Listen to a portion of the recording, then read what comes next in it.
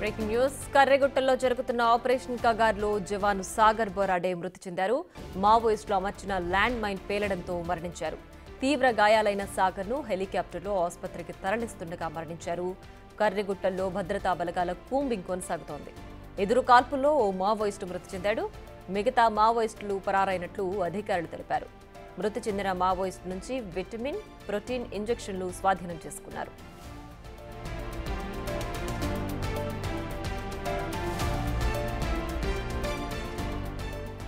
ఇక మరింత సమాచారాన్ని మా ప్రతినిధి వేణు ఫోన్ లైన్ అందిస్తారు. వేణు, చెప్పండి. ఆపరేషన్ కాగార్లో భాగంగా ఒక జవాన్ మృతి చెందారు, మరోవైపు మావోయిస్టు కూడా మృతి చెందినట్టు తెలుస్తోంది. ఏంటి పూర్తి డీటెయిల్స్ దీనికి సంబంధించి?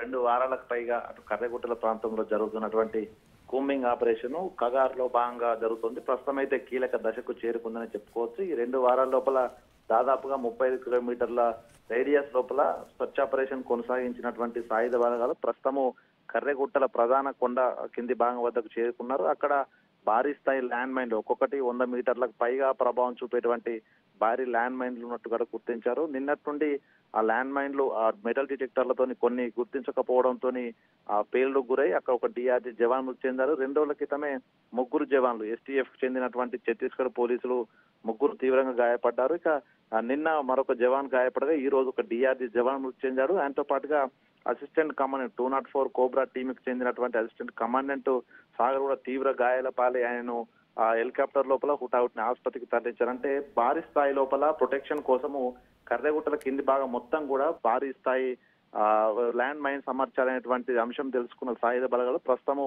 అక్కడ సెర్చ్ ఆపరేషన్ కొనసాగిస్తున్నాయి. ఇక కర్రెగుట్టలకు ప్రధానంగా ల్యాండ్ మైన్స్ ఉన్నాయని తెలిసిన తర్వాత K3, K9 సంబంధించినటువంటి డాగ్ స్క్వాడ్ టీమ్స్ ను దాదాపు 14 టీమ్స్ ను అధికారులు తీసుకెళ్లారు. కానీ ఎండవేడికి తట్టుకోలేక ఇప్పటి వరకు 4 డాగ్స్ మృతి చెందినట్లు కూడా సమాచారం అందుతుంది. దీంతో కొంత ల్యాండ్ మైన్స్ ను గుర్తించడం కూడా సాయుధ బలగాలు కొంత కష్టతరంగా మారింది. సో మొత్తానికి కర్రెగుట్టల ప్రాంతం వరకు చేరుకున్నా కూడా అందులోపల సీక్రెట్ బంకర్ లోపల మావోయిస్తున్నారనేది కూడా ప్రస్తుతము ఖచ్చితమైన సమాచారము ఆ నిఘా వర్గాల ద్వారా సాయుధ బలగాలకు అందింది. ఈ క్రమంలోనే ఉదయం దాదాపు 7 చెందినట్టు ఒక దళ సభ్యులు ఆ సాయుధ బలగాలపై కాల్పులు జరపగా ఎదురు కాల్పులో ఒక మావోయిస్ట్ మృతి చెందగా మిగతా దళ సభ్యులు కూడా పారిపోయినట్టు తెలుస్తుంది. వాళ్ళ దగ్గర ఇన్ని రోజుల పాటు నిత్యావసర సరుకులు అయిపోతే వాళ్ళు బయటకు వస్తారు. ఎదురు కాల్పుల్లో మట్టుబెట్టొచ్చని భావించిన సాయుధ బలగాలకు చనిపోయినటువంటి మావోయిస్ట్ మృతదేహం దగ్గర తన డ్రెస్ లోపల ఒక ఇంజెక్షన్స్, ప్రోటీన్, విటమిన్లకు సంబంధించి ఇంజెక్షన్ దొరికాయంటే వాళ్ళంతా ఇన్ని రోజుల పాటు ఇంజెక్షన్ తీసుకుంటూనే అక్కడ షెల్టర్ తీసుకుంటున్నటువంటిది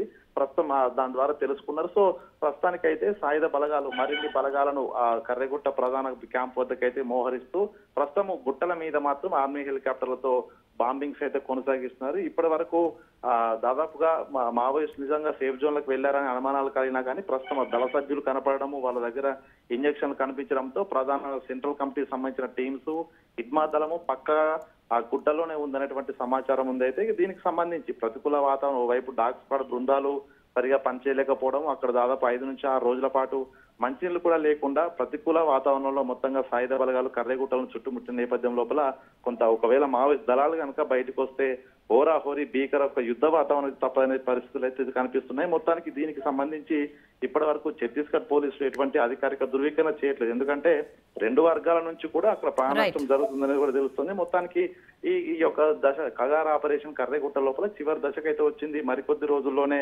పూర్తి స్థాయి ఒక ఎదురు కాల్పులు, యుద్ధ వాతావరణం కొనసాగే అవకాశం ఉందని అయితే తెలుస్తోంది. Priya. Right Venu, thanks for the updates.